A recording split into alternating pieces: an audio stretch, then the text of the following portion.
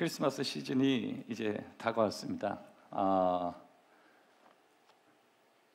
저희 교회는 추수감사절부터 추리를 세웠고요. 좀 이른감이 있지만 그럼에도 불구하고 크리스마스가 저와 여러분에게 잠깐 왔다가 그냥 스치는 그런 느낌으로 다가가지 않기 위해서 좀 서둘러서 아마 제가 느낄 때는 저희 교회가 주변에 있는 교회보다도 크리스마스 추리를 제일 먼저 했던 것 같고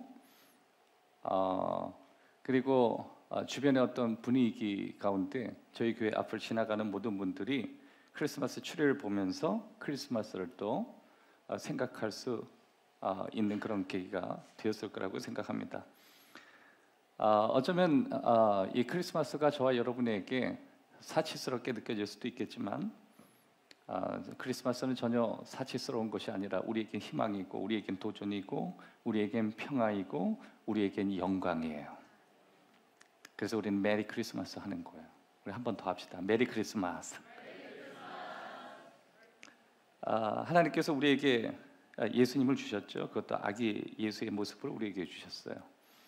예수님을 통해서 우리는 의롭게 되었고, 그리고 그 의롭게 된 것은 하나님의 선물인 것으로 우리는 그렇게 믿고 살게 되었습니다. 그런데 하나님이 주시는 그 선물은 선물인 것처럼만 받을 수가 없죠. 우리 공동체 안에서 하나님이 행하신 그 위대한 일들, 또 하나님께서 우리를 위해서 행하신 놀라운 일들을 우리는 가끔 잊어버리는 경향들이 굉장히 많이 있어요. 그래서 우리 삶의 모든 방식들이 가끔 낡은 패턴 아니면 이미 지나가 버린 삶의 죄책감 때문에 또 한 걸음 더 나아가서 우리의 지나간 낡은 행동에 의지해서 그렇게 살아가는 우리의 삶의 모습일 때도 많이 있다라고 하는 것입니다. 하지만 하나님께서는 저와 여러분들에게 새로움을 주시기를 원하십니다. 믿으세요? 크리스마스를 통해서 저와 여러분이 새롭게 되기를 주님의 이름으로 축복합니다. 저는 크리스마스를 맞이하면서 4가지의 도전들을 여러분과 함께 나누기를 원해요.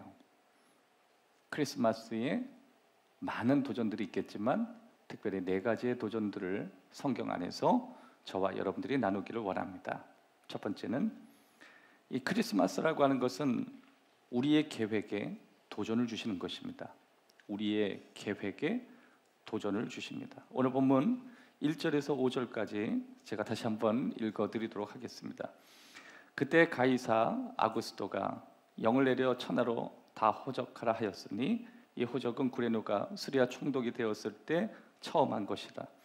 모든 사람이 호적하러 각각 고향으로 돌아가며 요셉도 다윗의 집 족속이므로 갈릴리 나사렛 동네에서 유대를 향하여 베들레헴이라 하는 다윗의 동네로 그 약혼한 마리아와 함께 뭐라고요? 그 약혼한 마리아와 함께 호적하러 올라가니 마리아가 이미 잉태하였더라.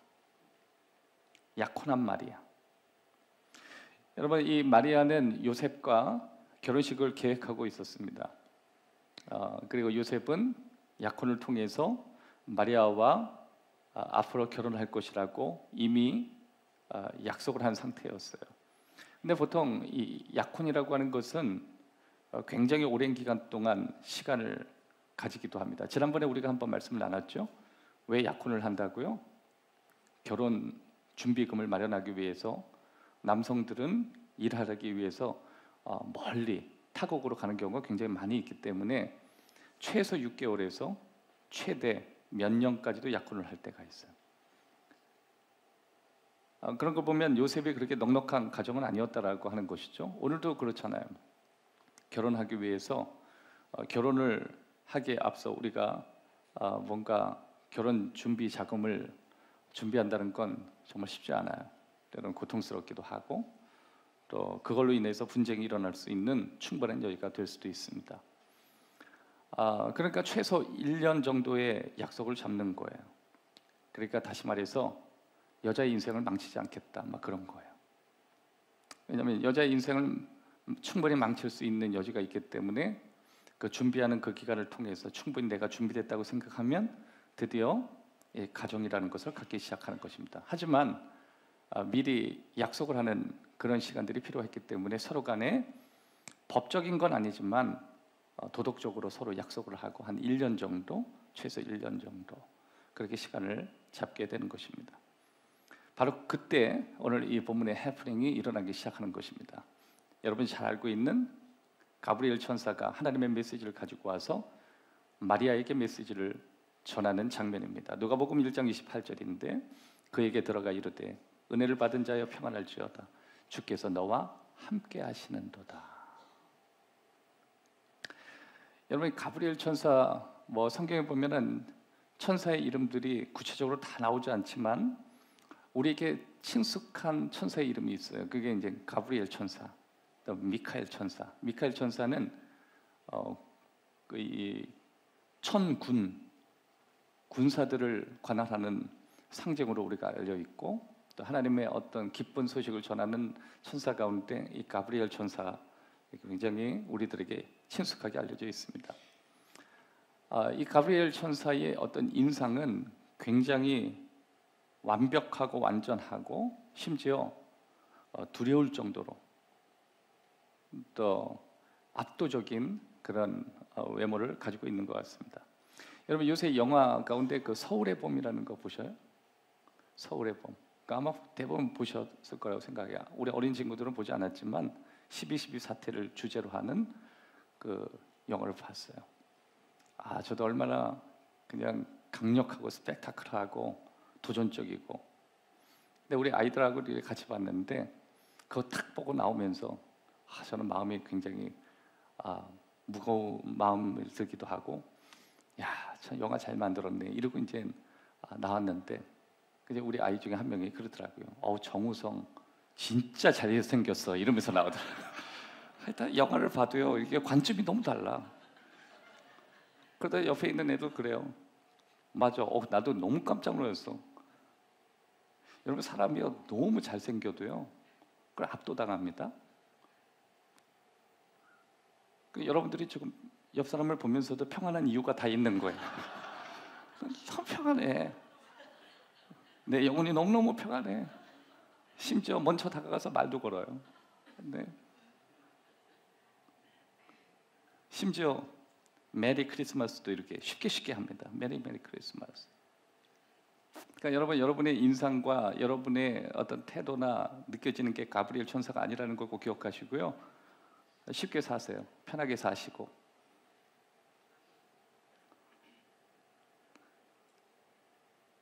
크리스마스 메리 크리스마스 했는데 처음부터 분위기 안 좋으면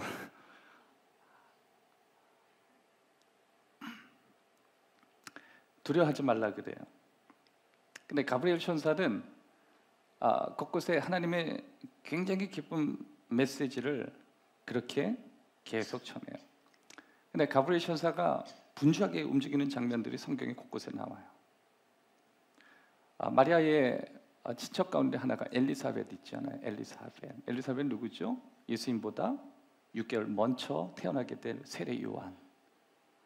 그 세례 요한의 엄마가 엘리사벳이에요. 그에게도 나타나서 너의 아들이 장차 광야에서 메신저가 될 것이다. 그런데 그의 아버지는 그 이야기를 듣고 너무 기쁜 소식을 듣는 나머지 너무 흥분하고 때로는 그 마음 가운데 어떻게 이게 과연 될 수 있을까? 뭔가 하나님의 계획들을 망칠 수 있기 때문에 그 일이 이루기까지 그의 아버지의 언어를 하나님이 가져가시죠. 그래서 잠시 동안 벙어리가 돼요. 계속 벙어리가 되는 게 아니라 하나님의 뜻이 완전히 이루어지는 날 그 언어를 풀어주는 그런 놀라운 장면들을 발견하게 돼요. 아무튼 가브리엘 천사는 굉장히 인상적이고 굉장히 압도적으로 우리를 두려움을 줄 수 있는 그런 조건들을 가지고 있어요.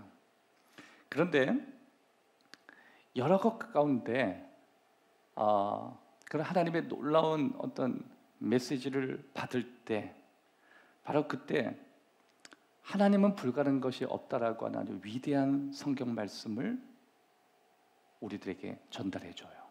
하나님은 못하시는 것이 없다. 왜냐하면 여러분 생각해 보세요. 약혼이라고 하는 것은 그 사람과 결혼하기 전인데, 그런데 갑자기 내가 어떻게 아이를 가질 수 있는가? 이건 말이 되지 않지 않는가? 그 사람하고 손 한 번 잡은 적이 없는데 어떻게 내가 아이를 가질 수 있는가? 아마 의심했을 거고, 그리고 말도 안 된다는 사건이라고 생각하고 내 인생의, 내 삶의 계획에는 그런 일이 일어날 수 없다라고 그렇게 생각했을 거예요. 근데 가브리엘 천사가 이렇게 얘기합니다. 하나님은 불가능한 것이 없다.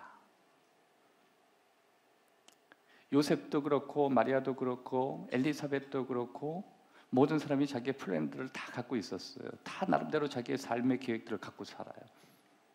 그런데 하나님이 갑자기 자신의 삶의 계획 가운데 변화를 주고자 했을 때 너무 당황하는 거예요. 어떻게 이 일이 내게 일어날 수 있을까? 물론 그건 좋은 일이에요. 좋은 사건이에요. 가끔 그럴 때 있죠. 왠지 하나님께서 올해 내게 뭐 어떤 좋은 거를 주실 수 있겠다라고 하는 막 비전을 주고, 막 내 마음 가운데 흥분을 주고, 그 가운데 내 마음 기대를 막 주고, 막 그럴 때 가끔 우리의 마음 가운데 의심이 들 수 있잖아요. 그런데 불구하고 내 처지가, 내 상황이, 내가 가지고 있는 이력이, 내가 살아왔던 삶의 방식이 어떤 변화를 줄 수 있을까, 뭐 여러 가지 생각을 할 수 있는데, 바로 그때 하나님이 우리에게 또 다른 메시지를 준다는 거죠. 하나님은 불가능한 것이 없다. 그 천사가 우리에게 주는 좋은 메시지예요.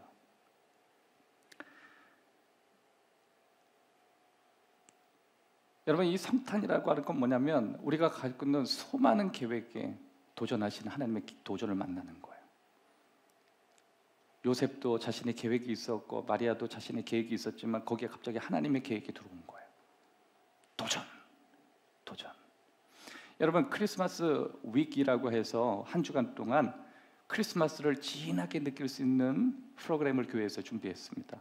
그 크리스마스 위기를 여러분이 따라가다 보면 여러분의 가정에 변화가 일어날 거예요. 그 첫 번째 스텝이 박재범 크리스마스 콘서트예요. 너무 멋있지 않아요? 네?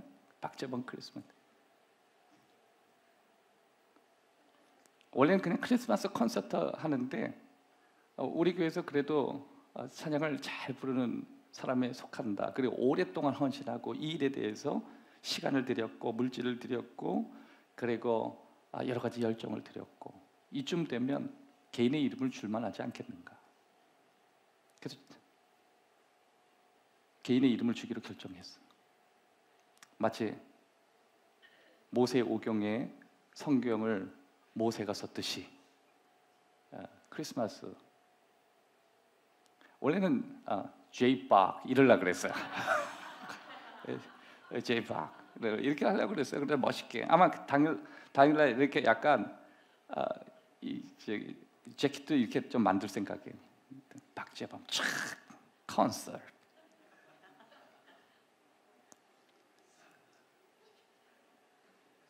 입장료는 없어요. 오시면 박재범 집사님이 돈을 드릴 수가 있어요. 제 콘서트에 오시면 뭘 드립니다.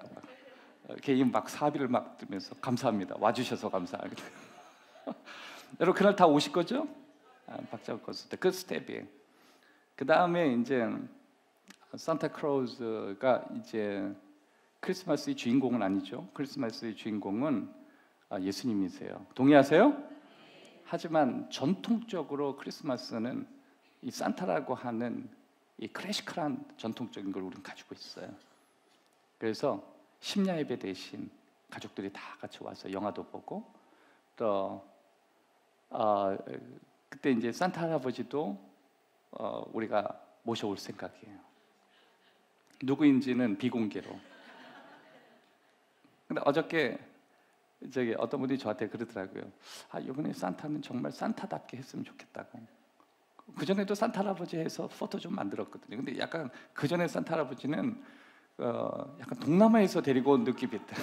약간 빈약하고 좀 불쌍한 느낌. 그래서 이번에는 데코에도 좀 신경을 쓰고 산타 할아버지 진짜 멋있게 저 진짜 산타인가 막 이렇게 좀 그렇게 한번 해볼 생각이에요. 미리 믿는 준비를 해가지고. 그래서 아이들이 오면은 아이들에게 선물도 주고 또 산타크로즈라고 하는 산타크로즈 3 같이 영화도 보고 한 1시간 반 정도 될 거예요. 그리고 그날 오시면 뒤에 간단한 스낵을 주고 편하게 먹으면서 여기에서 영화를 보실 거예요. 그리고 오신 분들에게 이렇게 선물도 행운권을 해서 좋은 선물을 좀 드릴 생각이에요. 오시면 아마 기대하시면 좋을 거예요. 아멘. 그래서 그 크리스마스 위기 딱 지나가면 이제 24일이 주일이고 또 25일 또 성탄 또 셀레브레이션이 있고 막 생각만 해도 여러분 성탄절을 너무 빨리 보내면 안 돼요.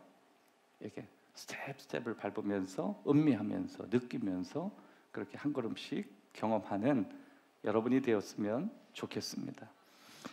하나님은 계속 우리에게 그렇게 크리스마스를 도전하시는 거예요.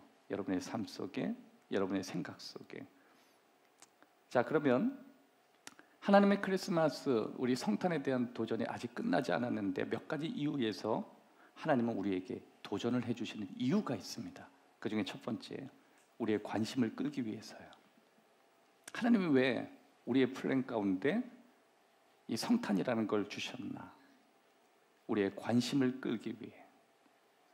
여러분, 하나님이 우리의 계획을 끊임없이 도전하시는 가장 큰 이유 중에 하나예요. 우리의 관심 끌기예요. 그러면 어떤 관심을 끌기를 원하세요? 하나님이 세운 계획은 우리의 계획보다 훨씬 좋다는 그런 관심이에요. 여러분, 이 요셉과 마리아가 세웠던 자신의 플랜들을 우린 잘 알고 있죠. 서로 간에 약혼을 하고 나름대로 미래에 대해서 큰 그림을 가지고 있었어요. 근데 갑자기 하나님이 그 플랜 가운데 도전을 주신 거예요. 그리고 천사의 메시지가 막 들려와요. 근데 갑자기 왜 하나님의 도전이 그들에게 일어났는가? 그걸 살펴봐야 돼요. 갑자기 왜 그들에게 그런 삶의 변화가 일어났죠? 하나님이 세운 계획은 정말 좋다는 걸 보여주고 싶어서예요. 여러분, 이 성탄을 통해서 요셉과 마리아의 삶 속엔 잠깐의 당황하는 시간이 있었지만 우리가 그 사건을 주목하면서 결과적으로 메시아가 그 둘 사이에 나오는 것을 보면서 우리는 하나님의 계획이 너무너무 좋다는 걸 발견해요. 그것이 하나님이 우리에게 주시는 메시지예요. 우리가 계획한 것보다 하나님이 계획하시는 게 훨씬 낫다. 하나님이 계획하신 계획은 언제나 좋다. 그거예요. 잠언서 19장 21절, 사람의 마음에는 많은 계획이 있어도 오직 여호와의 뜻만이 완전히 서리라. 야고보서 4장 13절에서 15절을 보면, 들으라, 너희 중에 말하기를 오늘이나 내일이나 우리가 어떤 도시에 가서 거기서 1년을 머물며 장사하며 이익을 보리라 하는 자들아, 내일 일을 너희가 알지 못하는도다. 너희 생명이 무엇이냐? 너희는 잠깐 보이다 없어지는 안개니라. 너희가 도리어 말하기를 주의 뜻이면 우리가 살기도 하고 이것이나 저것을 하리라 할 것이오늘. 너희가 도리어 말하기를 뭐라고요? 주의 뜻이면 우리가 살기도 하고 이것저것 하리라. 여러분, 하나님의 뜻이면 우리가 이것을 할 수 있고 하나님의 뜻이 아니면 우리가 할 수 있는 것도 할 수 없다라고 우리가 말할 수 있는 것, 이것이 우리의 삶 가운데 지극히 중요한 것 가운데 하나라고 하는 거예요. 다시 말해서 내가 내 삶을 통제하는 게 아니라 하나님이 내 삶을 통제하신다. 여러분, 하나님은 우리의 삶의 많은 부분을 반대하시는 분이세요. 특별히 주제 넘은 계획을 반대하실 때가 많아요. 한번 따라 합시다. 주제 넘은 계획을 반대하실 때가 많다. 언제나 우리는 오늘이나 내일이나 미래도 이것저것 하리라. 하나님이 그것에 대해서 반대하시는 거예요. 그건 주제를 넘었어요. 우리는 우리의 삶을 스스로가 통제할 수 없을 만큼 약해요. 오늘 하루 살기에도 버거운 인생이에요. 그런데 우리는 가끔 우리가 결정하면 내일에 무엇이라도 할 수 있다라고 하는 착각을 갖고 살 때가 굉장히 많이 있죠. 내가 원하면 이것도 하고 내가 원하면 저것도 할 수 있다. 마치 자신의 마음대로 모든 걸 할 수 있다라고 하는 착각이에요. 하나님은 거기서 반대하시는 거예요. 그렇지 않다. 내가 통제할 수 있다고 생각하는 모든 것이 다 내 뜻대로 되는 건 아니다. 그러니까 진짜 지혜로운 사람은 뭐예요? 하나님의 뜻이 되면 이것도 할 수 있고 저것도 할 수 있다. 겸손한 거죠. 하나님의 계획 속에 하나님이 원하시면 내가 이것도 하고 저것도 할 수 있다. 여러분, 크리스마스 위기 여러분들에게 또 저에게 도전을 줄 수 있는 크리스마스 되기를 원해요. 하지만 그것이 하나님의 뜻이 되기를 바라요. 하나님의 뜻 안에서 우리에게 유익이 될 거라고, 하나님의 뜻 안에서 우리에게 그 주간이 기쁨을 가져올 수 있는 주간이 되기를 바라요. 그것은 하나님 원하실 때 그럴 수 있는 거예요. 여러분과 제가 세우는 수많은 많은 계획들이 다 하나님이 원하시는 계획들이 되기를 바라요. 여러분, 우리가 우리 삶에 대해서 가지고 있는 미래의 노후의 계획이나 앞으로 우리가 가지고 있는 내일에 대한 많은 플랜들이 하나님이 원하시면 될 수 있고 하나님이 원하지 않으면 되지 않을 수 있어요. 그래서 삶은 언제나 그런 마음을 갖고 살아가야 한다는 것입니다. 아무튼 왜 하나님이 우리의 삶의 계획에 자꾸만 도전을 주시냐? 관심을 끌기 원해서 그러시는 거예요. 내가 세운 계획이 완전해. 내가 세워야 완전해. 또 한 가지는 뭐예요? 하나님은 우리를 위한 더 크고 더 나은 계획을 갖고 있다는 걸 보여주려고 도전하시는 거예요. 여러분, 내가 세우고 있는 그 계획은 내가 세운 계획이에요. 그런데 가끔 내가 세운 계획이 내 뜻대로 되지 않을 때 가끔 우리는 혼란스러울 때가 있죠. 그런데 우리는 분명히 한 가지는 잘 알고 있어요. 하나님이 세운 계획은 내가 세운 계획보다 훨씬 크고 훨씬 더 멋지다라고 하는 거예요. 그걸 인정하는 게 바로 신앙생활이에요. 예레미야 29장 11절에 보면 여호와의 말씀이니라 너희를 향한 나의 생각을 내가 아나니 평안이요 재앙이 아니라 너희에게 미래와 희망을 주는 것이니라. 따라합시다. 너희에게 미래와 희망을 주는 것이니라. 하나님은 미래를 아시고 저와 여러분이 꿈꿀 수 없는 미래를 정확히 알고 계시는 분이십니다. 실제로 그 미래가 어떻게 전개되는지 하나님께서는 잘 아시는 분이세요. 근데 하나님께서는 하나님의 마음을 우리에게 보여주셨어요. 내가 원하는 너희의 미래는 희망이라고 가르쳐 주셨어요. 그러니까 여러분, 저와 여러분의 계획 가운데 하나님이 개입하시는, 그래서 뭔가 변화가 일어나고 달라지고 내 계획대로 되지 않을 때 우리가 하나님을 믿고 의지할 때 우리는 분명히 알아야 돼요. 내가 세운 계획보다 하나님이 세운 계획들은 훨씬 더 희망적이라고 하는 사실이에요. 여러분, 우리가 세운 계획이라는 건 뭐죠? 나는 할 수 없다는 생각을 늘 갖는 거예요. 그게 우리가 세우는 계획이에요.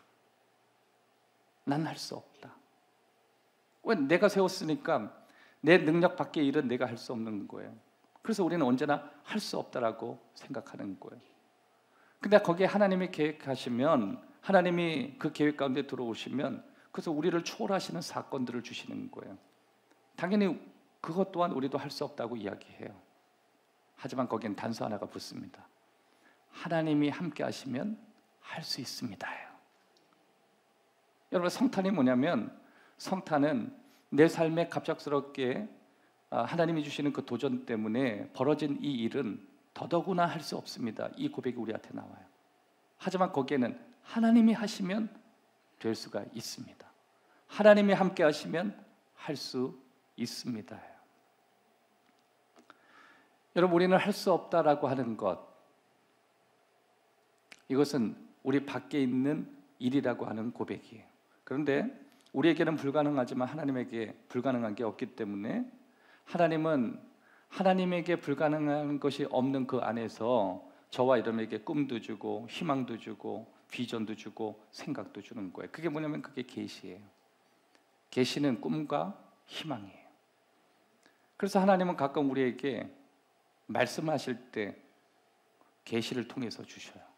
그 계시를 들어가 보면 결국 더 나은 비전, 더 희망적인 비전, 더 도전적인 비전, 그것은 내 힘과 내 능력과 내 가능성 그 밖에 있는 사건일 때가 많이 있습니다.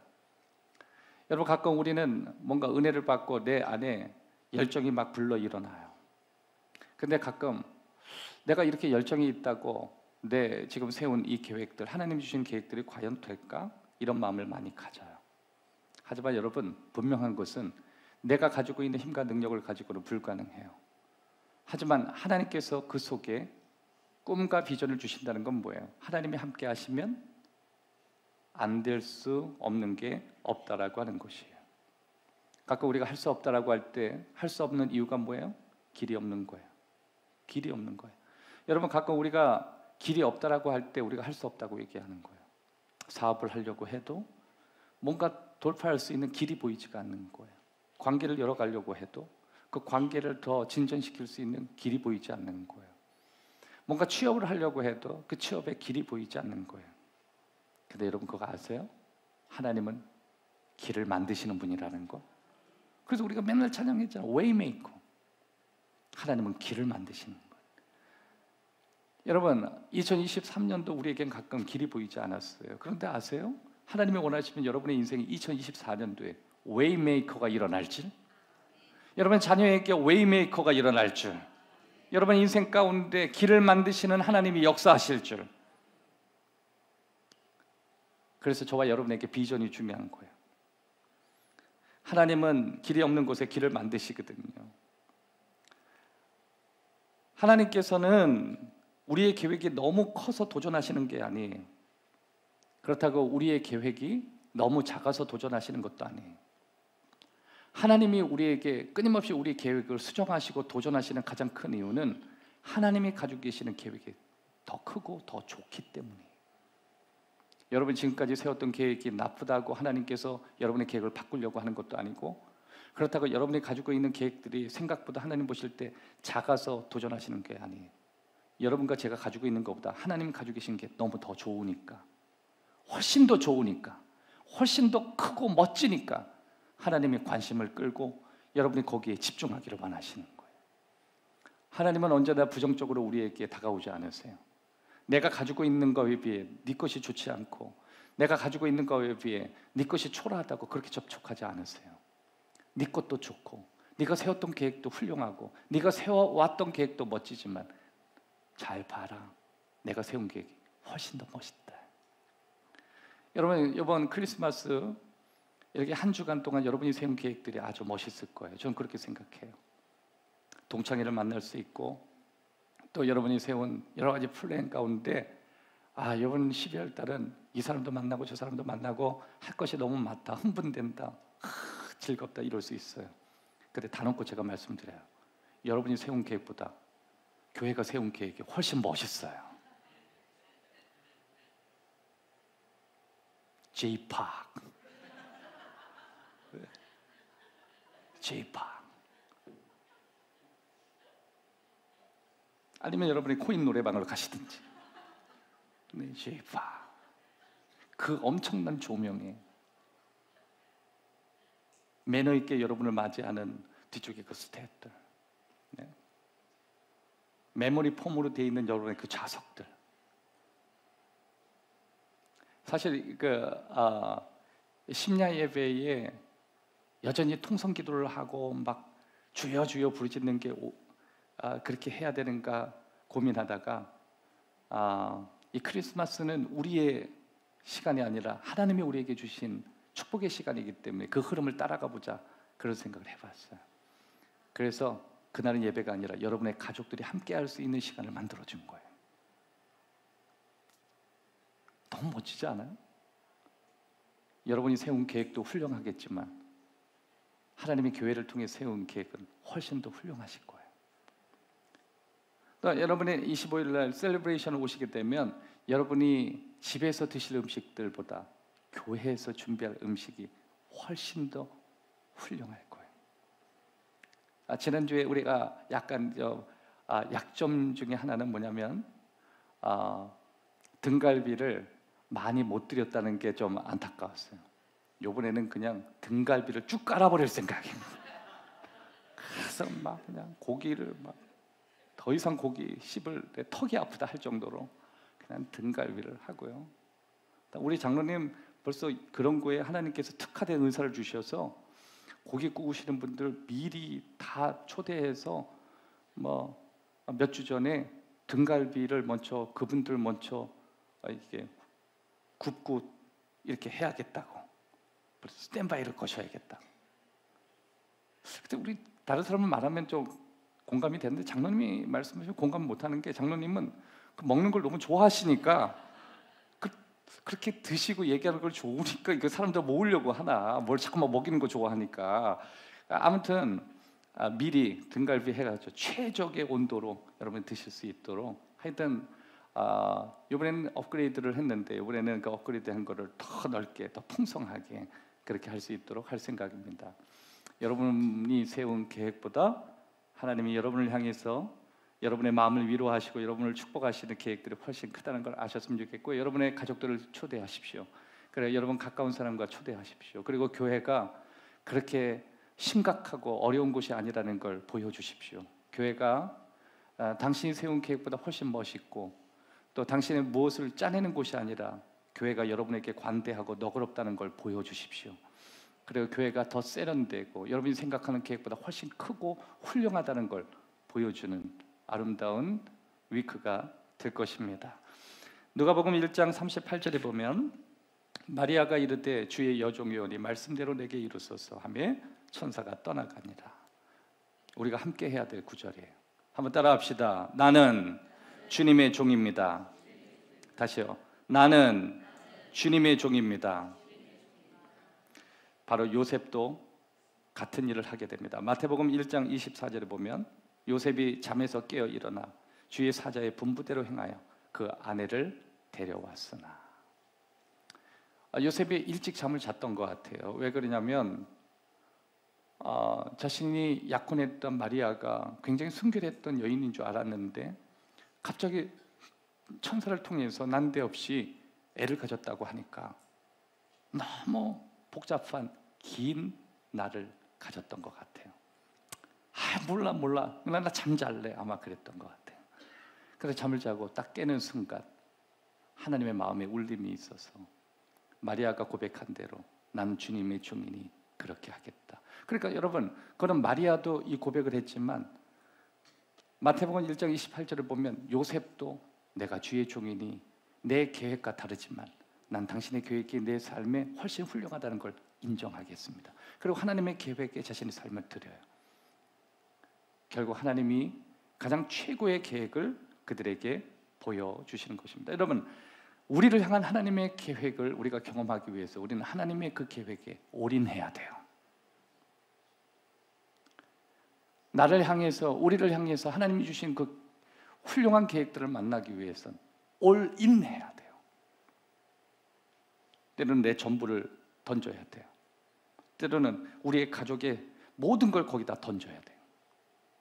그럴 때 하나님은 놀라운 변화의 역사를 주십니다. 하나님께는 내가 생각했던 더 크고 더 위대한 계획이 그분 안에 있기 때문에 그렇습니다. 우리 찬양 한 곡 부르시죠.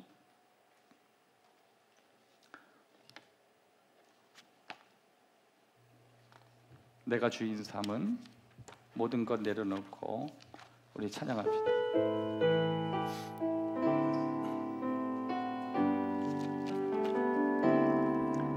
내가 주인 삼은 모든 것 내려놓고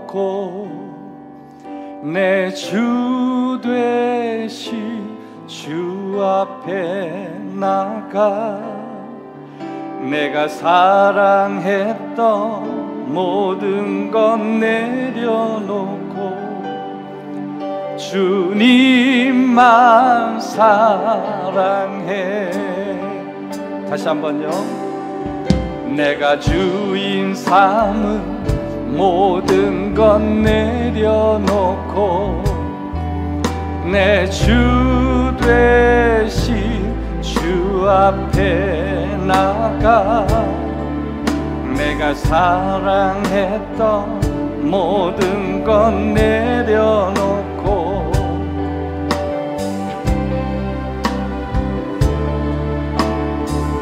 주 사랑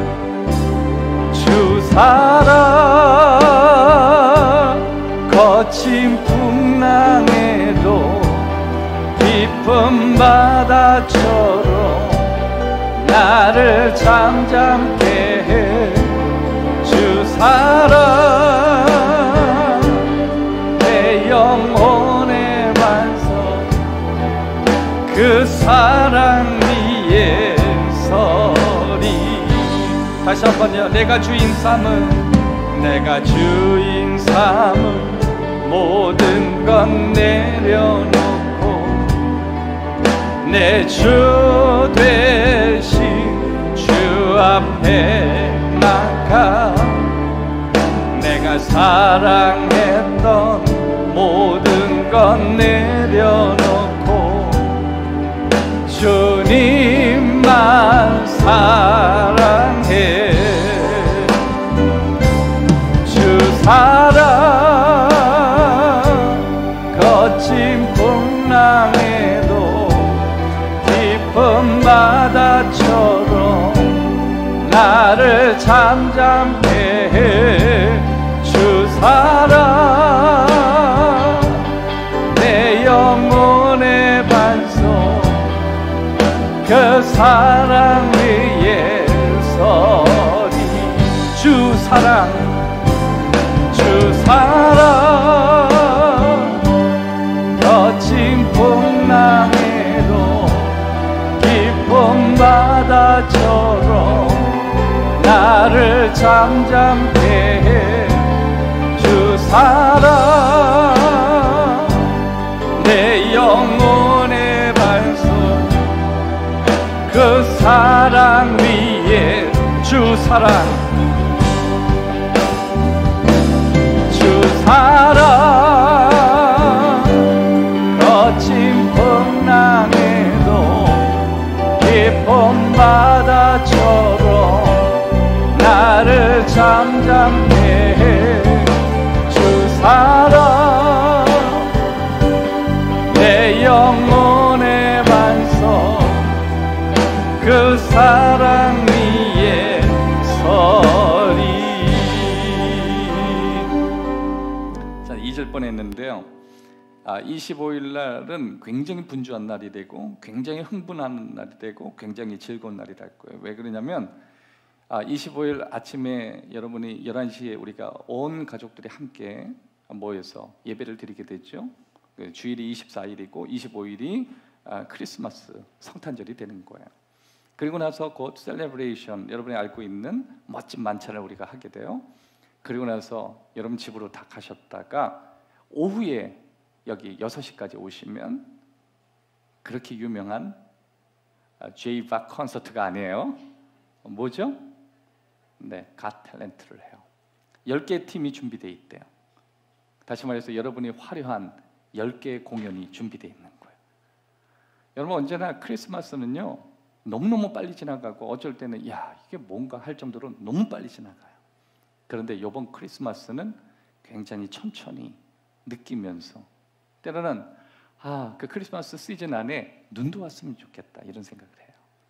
그래서 여러분들이 좀 너무 삶의 현장에서 고되고 뭔가 건조해질 때 하나님이 주시는 여러분의 삶 가운데 하얀 눈이 내려서, 더 들어가면 너무 제가 감성적이 되기 때문에 그런 의미가 없는 것 같고, 여러분의 삶에 하나님이 촉촉히 내리는 눈과 같이 그런 마음들이 회복되었으면 좋겠습니다. 두 번째, 우리의 삶에 통치의 도전을 주셔요. 우리 삶의 통치의 도전을 주셨어요. 어떻게 표현을 해야 될까 좀 고민을 해봤는데, 저는 이 헤롯의 통치에 대해서 여러분과 말씀을 나누고 싶은 거예요. 당시에 왕이 있었죠. 마태복음 2장 1절에서 3절 내용입니다. 헤롯 왕 때에 예수께서 유대 베들레헴에서 나심에 동방으로부터 박사들이 예루살렘에 이르러 말하되, 유대인의 왕으로 나시니가 어디 계시냐? 우리가 동방에서 그의 별을 보고 그에게 경배하러 왔노라 하니 헤롯 왕과 온 예루살렘이 듣고 소동한지라. 여러분, 헤롯 왕이라고 하는 사람의 삶에도 하나님의 도전이 있었죠. 이거는 요셉과 마리아의 삶에만, 그들의 계획에만 도전을 준 게 아니라 당시에 이 땅을 다스리고 있었던, 이스라엘을 다스리고 있었던 헤롯 왕의 그 통치 가운데서도 하나님이 도전을 주신 거예요. 헤롯 왕은 예수님이 나실 때 거의 40년 동안 유대 지역을 다스렸던 왕이에요. 동방 박사들이 별 때문에 예수님을 찾으러 왔다고 이야기를 했습니다. 헤롯은 어디서 듣게 되었는지 유대 땅에 자신이 왕으로 40년 동안 살았는데 자기 말고 누가 왕이 있는가 그런 생각을 했어요. 성경은 그 헤롯에 대해서 잔인한 사람이라고 이야기합니다. 헤롯은 잔인한 왕이었어요. 그는 평생 잔인하게 살았어요.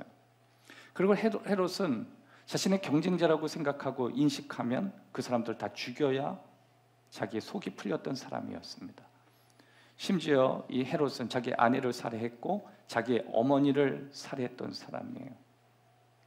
또 이 헤롯은 자기의 아들 중에 3명을 죽였던 완전 사이코였고 사이코패스였습니다. 그렇게 그는 40년 동안 자기의 통치를 이어갔던 잔인하고 정말 잔인한 왕이었어요. 그의 계획 속에 하나님의 도전이 시작된 거예요.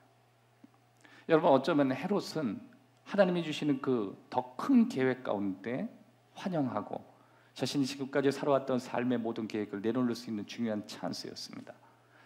그런데 하나님의 그 계획조차 그는 경쟁으로 생각하고 또 하나님의 계획과 도전하려고 했더라고 하고 도전하고 싶은 마음이 그에게 있었던 것입니다. 동방박사가 어디로 향하고 있는가 관심이 많았죠. 동방박사에게 어디에 유대의 왕이 있느냐고 여러 정보원을 통해서 계속 물었습니다. 나도 그곳에 가서 그를 경배하고 싶다고, 나도 아기 예수를 원한다고. 하지만 그가 가졌던 마음은 경배하고 싶은 마음이 아니라 아기 예수를 죽이려고 하는 마음이었습니다. 결국 2살 된 유대 땅에 있는 모든 아이들을 다 죽이라고 하는 엄청난 명령을 내리게 돼요. 왜냐하면 이 동방박사가 별을 보고 2년 정도의 시간을 걸려서 왔기 때문에 대체로 따져보니까 2살 정도의 나이 되는 모든 젊은이를 죽이면 왕들은 다 없을 것이라고 생각해서 2살 된 남자들은 다 죽이려고 하는, 보통 이게 상담하기 위해서는 이걸 편집증이라고도 이야기해요. 집착하고 또 그것이 풀리지 않으면 다른 사람의 삶을 해치어서라도 자신의 뜻을 이루고야만 하는, 나는 내가 원하는 걸 해야 된다는 거예요. 나는 내가 원하는 것을 하지 않으면 직성이 풀리지 않는다는 거예요. 나는 내 삶의 주인이라는 거예요. 나는 내 삶의 모든 것을 통치할 수 있는 사람이라는 거예요. 여러분, 그것이 심각한 죄라는 거 알고 계세요? 내가 살아왔던 지난 모든 삶에 내 스스로가 내가 주인이라고 하는 그 삶의 방식, 내가 살아왔던 내 성격, 내가 지금까지 누려왔던 내 삶의 방식, 내가 결정하면 하고 내가 결정하기 싫으면 안 하는 그런 방식은 헤롯이 40년 동안 통치했던 방식과 하나도 다르지 않아요. 거기에 하나님 말씀하신 거예요. 이제 너 방식이 아닌 이 땅에 메시아를 주신 하나님의 방식으로 넌 살아가야 된다는 거예요. 여러분, 우리가 지난 저와 여러분이 살아왔던 삶의 왕노릇했던 내 자신을 통치하고 내가 살아왔던 삶을 통치하고 내가 살아왔던 내 계획대로 내 뜻대로 내가 원하는 대로 했던 모든 방식, 그것이 내 삶의 방식이었다면 오늘 하나님이 내 삶의 방식에 도전하시는 그 음성을 들을 필요가 있어요. 이제 네가 살아왔던 방식이 아니라 내가 주는 방식대로 사는 건 어떠냐, 그거예요. 그럴 때 우리 삶의 변화가 일어나요. 여러분, 성탄을 주신 이유는 내가 지금까지 왕으로 노릇하면서 살아왔지만 이제 하나님이 주시는 그 비전에 따라 내 삶을 바꿔보라는 거예요. 여러분, 지난 과거를 볼 때 우리가 스스로가 주인 되어서 하고 싶은 말을 하고 하기 싫으면 안 하고 내 중심대로 살았어요. 그러니까 우리는 언제나 이 모양으로 산 거예요. 근데 어느 순간 그분이 내 삶에 들어와서 아기 예수의 모습으로, 그 아기 예수 모습이 점점 자라기 시작하면서 결국 우리 앞에 보여지는 모습까지 성장하기 시작해요. 예수님의 복음이 우리에게 명확히 오기 시작해요. 심지어 3년 6개월 동안 농축되고 집중되게 내 삶을 바꾸기 시작해요. 수많은 사람들을 변화시키기 시작하고 가정들을 바꾸기 시작합니다. 그럼에도 불구하고 자기 중심적으로 살았던 사람들이 어떤 결과를 얻게 됐는가에 대해서 구약 성경은 우리에게 아담과 하와를 통해서 가르쳐주고 있어요. 여러분, 그 에덴 동산에서 마귀가 아담과 하와를 유혹했던 게 선악과를 먹으라고 한 거예요. 선악과의 의미가 뭔지 아세요? 하나님이 너를 다스리는 게 아니라 너 자신이 너를 다스릴 수 있다는 거거든. 네가 하나님 될 수 있다는 거야. 네가 원하면 다 할 수 있다는 거야. 거기에 눈이 밝아지는 거야. 여러분, 신앙생활을 할 때 가끔 하나님이 내 인생에 개입하는 것조차 우리는 싫을 때가 있잖아요. 하나님이 누가 나를 통치한다 그래. 내가 내 멋대로 사는데, 내가 지금까지 내가 원하는 대로 했는데. 그런데 그것이 죄라는 걸 알고 계세요? 저와 여러분은 어떤 의미로 할 때 내가 내 자신의 주인이라고 하는 그 눈이 밝아지는 거, 그게 죄예요. 여러분, 신앙에 타락하는 순간, 어느 순간 여러분이 스스로를 자유롭게 만드는 유혹에 빠진다는 거 알고 계시죠? 내가 하고 싶은 거 다 하고 사는 거예요. 먹고 싶은 거 다 먹고 사는 거예요. 여러분, 이게 신앙생활 하다 보면요, 생각보다 우리 삶에 제약들이 많아요. 내가 하고 싶은 것, 내가 가고 싶은 것 다 누리고 싶은 마음이 있을 때 예수님 때문에 하지 못할 때가 많아요. 그때 우리가 느끼는 게 뭔지 아세요? 내 삶의 주인은 내가 아니구나라는 걸 깨달아요. 어떤 부모는 내가 낳은 자식이니까 내 멋대로 하고 싶은 말하고 내 감정대로 표현하고 싶은데 다 하고 그리고 막 들어오면 들어오고 나가고 나가고 내 뜻대로 다 살아요. 네, 그걸 뭐라 그러냐면 방황이라고 얘기해요. 허랑방탕한 인생이라고 해요. 그런데 그분이 내 삶에 도전하기 시작해요. 하고 싶은 말도 못하기 시작해요. 하고 싶은 행동도 절제하기 시작해요. 그런데 참 이상해요. 답답하고 힘든데 왜 내 삶이 더 이전보다 더 멋있어지는지 모르겠어요.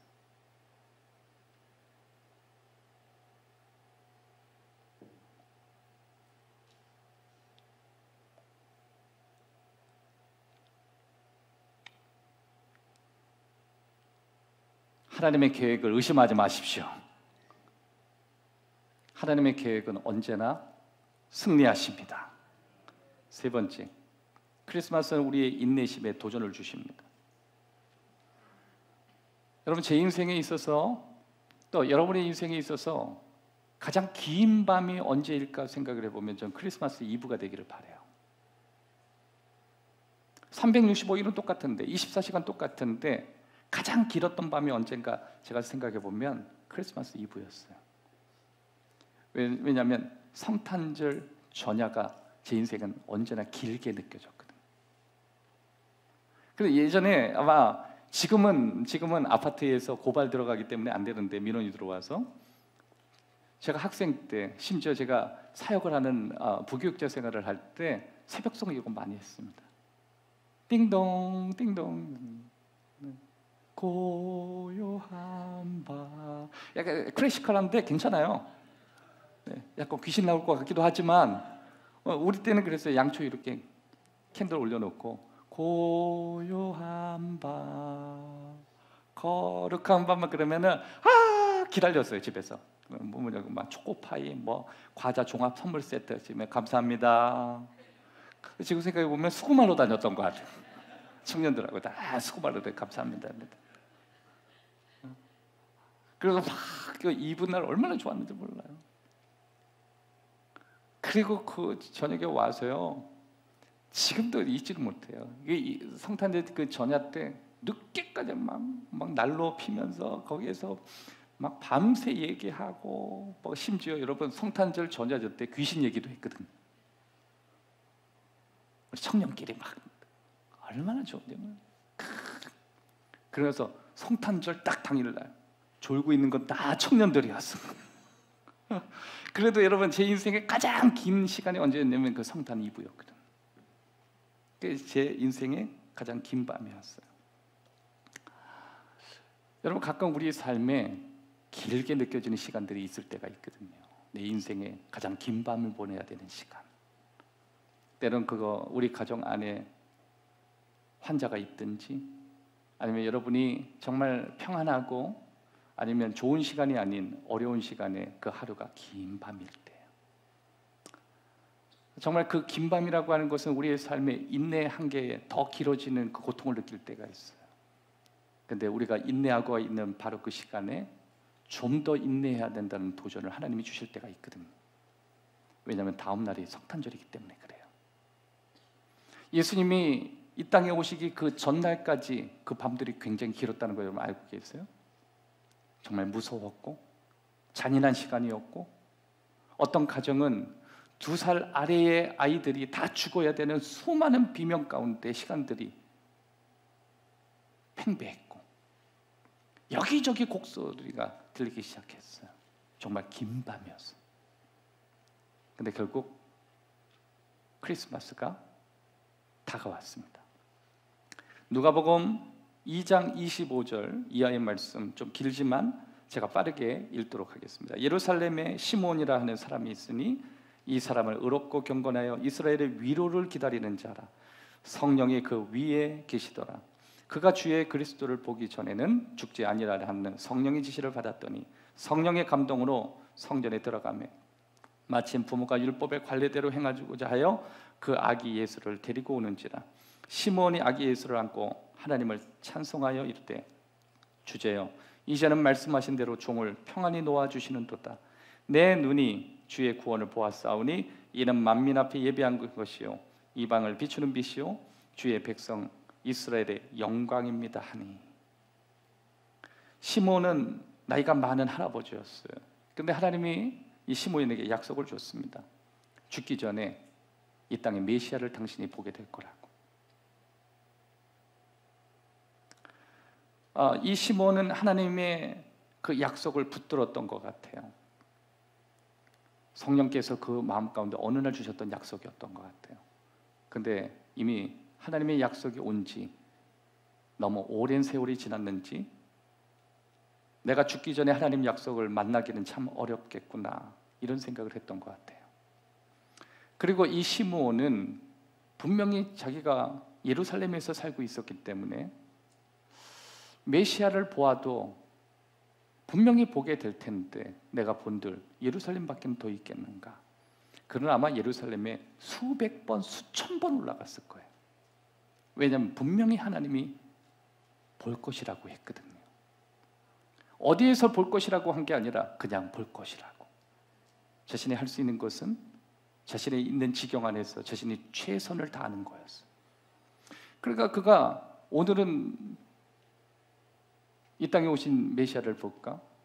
그는 예루살렘에 올라갔을 것이고 또 오늘도 못 보는 거구나. 아마 수백 번, 수천 번 그는 계속해서 인내했을 거예요.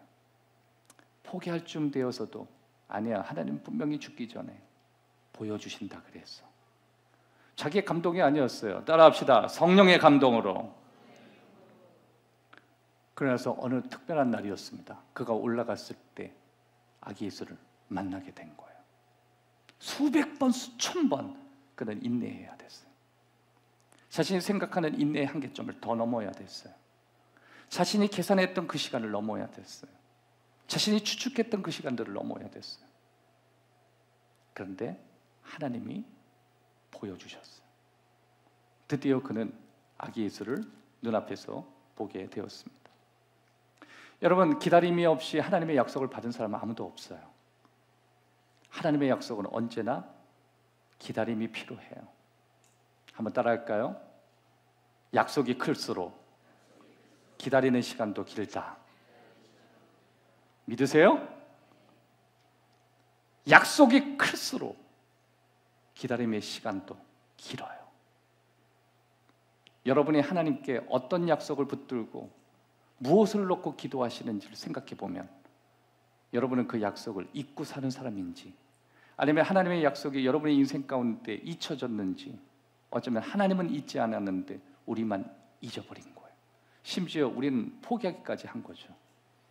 여러분, 하나님은 한 번도 하나님이 하신 약속, 성령으로 저와 여러분의 가슴 가운데 하셨던 약속을 잊어버리신 적이 없어요. 제 풀에 꺾인 거예요. 시몬은 꺾이지 않았어요. 그는 끊임없이 올라갔어요.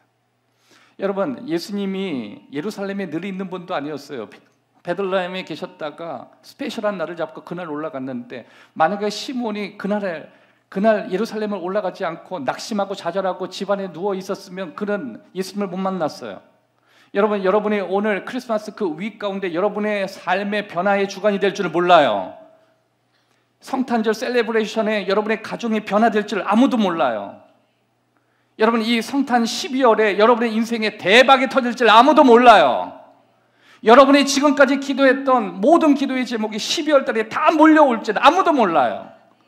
하나님만 아셔요. 그래서 우린 끊임없이 포기하지 않는 거예요.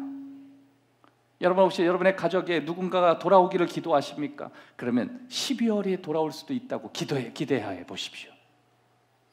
여러분의 삶 가운데 한 번도 흥분된 일이 없었다면 이 12월에 흥분되고 기뻐할 일이 많다라는 것 한번 기대해 보십시오. 누구처럼? 시므온처럼. 하박국 2장 3절에 보면 이 묵시는 정한 때가 있나니 그 종말이 속히 이르겠고 결코 거짓되지 아니하리라. 비록 더딜지라도 기다리라. 지체되지 않고 반드시 응하리라. 갈라디아서 4장 4절에서 5절 때가 참에 하나님이 그 아들을 보내사 여자에게 나게 하시고 율법 아래에서 나게 하신 것은 율법 아래에 있는 자를 속량하시며 우리의 아들의 명분을 얻게 하려 하십니다. 때가 참에. 하나님은 언제나 급하게 움직이신 적이 없어요. 우리의 삶에 대한 하나님의 약속은 언제나 제때 일어나요. 하나님의 플랜 가운데 일어나요. 여러분, 저는 제가 기도하고 있는 내용 가운데 아직 이루어지지 않는 기도에 대해서 여러 방법을 놓고 저는 기도합니다. 여러분도 기도하는 가운데 아직 이루어지지 않는 제목들이 많이 있잖아요. 그 중에 하나는 뭐냐면 내가 계속 찾고 구하고 계속 두드리면 문이 열릴 것이고 계속 구하면 언젠가 얻을 것이고 또 내가 계속 두드리고 나아가면 언젠가 내가 약속을 얻을 것이라고 내가 그렇게 믿고 사는 거예요. 그리고 나는 포기하지 않겠다. 그게 제가 응답되지 않는 기도를 놓고 계속 기도하는 모습이에요. 난 기꺼이 그렇게 기도해왔고 기꺼이 그렇게 기도할 거고 그리고 포기하지 않을 거예요. 여러분, 우리가 포기하지 않는 한 언제나 하나님께서 우리가 하는 그 기도 가운데 더 가장 좋은 응답을 하실 수 있고 가장 완벽한 응답을 하실 수 있다는 것, 여러분 그거 알고 계세요?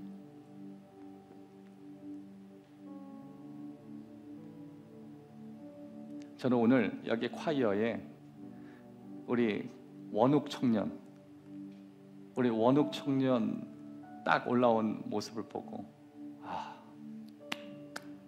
박수 쳤어요. 제가 왜 이렇게 얘기하냐면 우리 원욱 청년 여기 콰이어에 오려면 8시부터 연습하거든요. 집이 1시간 반 거리에 있어요. 집에서 6시 반에 출발해서 이 한 타임 쓰려고 여기 왔어요. 심지어 여러분, 저 청년의 학교가 어디 있는지 아세요? 대관령이에요. 주일을 섬기기 위해서 대관령에서 여기 와요. 요번에 이제 그 기숙사에 들어가 있는데 짐을 빼거든요. 제가 이번 주 목요일 날 저 친구 기숙사에 짐 빼는 거 제 차에 짐 실으러 제가 대관령 가요.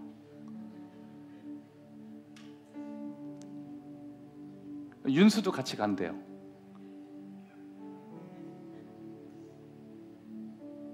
원욱이 좋아서가 아니라 지가 따라가고 싶어서 그런 것 같아요.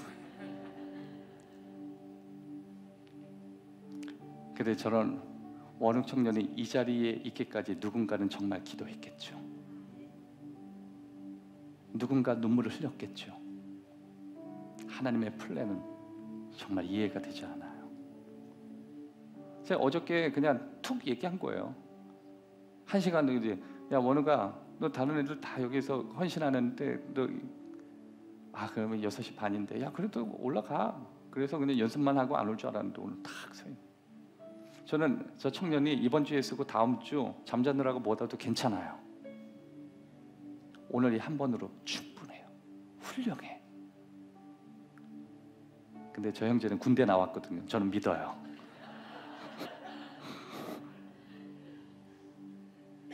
오늘 장로님 만나고 가면 용돈 주실 거야?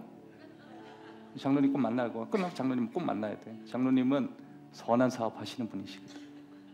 꼭 장로님 만나야 돼. 오늘은. 마지막 4번째. 그 자리에 일어나셔서 4번째를 들으시죠. 크리스마스는 우리의 예배에 도전을 주세요. 우리의 예배에 도전이에요. 저와 여러분이 드렸던 예배의 도전이에요. 마태복음 2장 1절 이하에 헤롯 왕 때 예수께서 유대 베들레헴에서 나심에 동방박사들이 예루살렘에 이르러 유대 왕으로 나시니까 어디 계시냐? 우리가 동방에서 그의 별을 보고 그에게 경배하노라 하니. 여러분, 많은 사람들은 뭔가를 숭배해요. 자신이 좋아하는 것을 숭배해요. 자신이 하고 싶은 것을 숭배해요.